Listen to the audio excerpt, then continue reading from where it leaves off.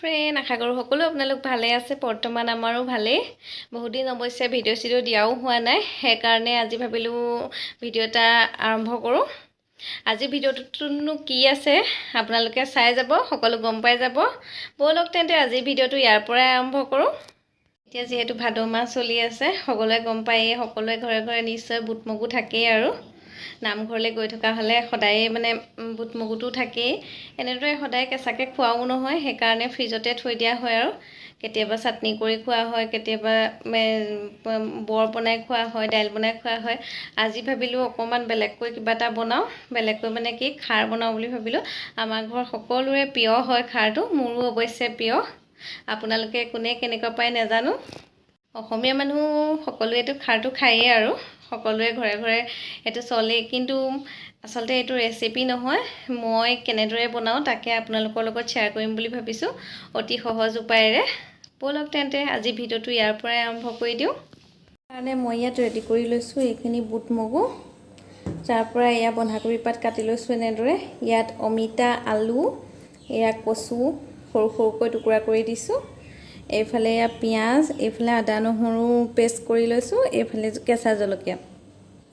তাৰ পিছৰখিনি আপোনালোকক কিদৰে কৰোঁ দেখাই যাম, চাই যাব।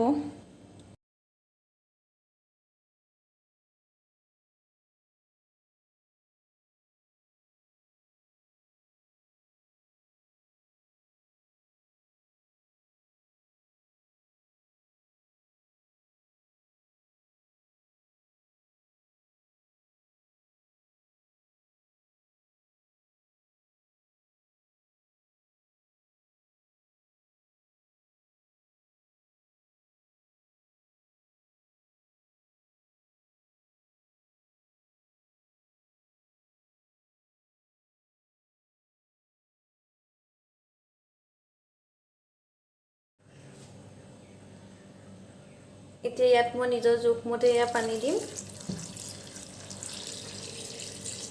পানী আচলতে বহুত বেছি দিব নালাগে, কমকৈ দিলেও হ'ব। খাৰখিনি ডাঠ হ'ব লাগিব, সেইকাৰণে মই পানী কমাই দিছোঁ।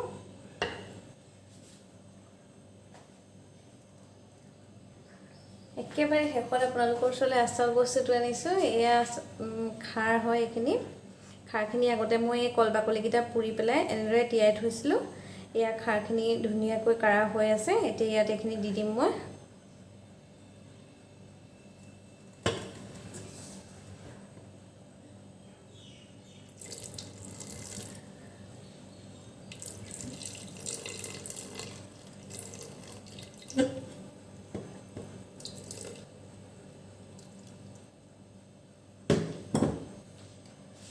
এয়া দেখিলে এইখিনি এতিয়া ৰেডি হৈ গ'ল।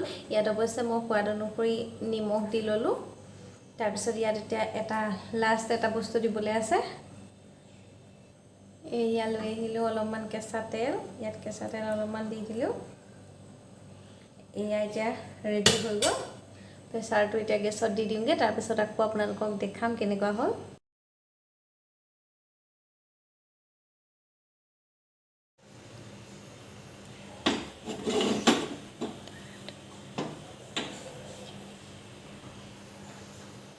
এয়া মান ধনিয়া আপোনালোকে দিবও পাৰে নিদিবও পাৰে, সেইটো আপোনালোকৰ নিজৰ কথা। থাকিলে ধনিয়া দিবও পাৰে। মই ইয়াত সৰু সৰুকৈ কাটি লৈছিলোঁ। কেঁচা তেল অকণ হোৱাৰ পিছত কেঁচা তেল অকণমান দিব লাগে, সেইকাৰণে মই ইয়াতে দিব লাগে বুলি মানে কথা নাই, দিলে খাবলৈ ভাল হয় আৰু। তাৰপিছত মই সেইকাৰণে এইখিনিৰ লগতে দি থৈ দিছিলোঁ। এইখিনি এতিয়া ইয়াতে দি দিম গোটেইখিনি।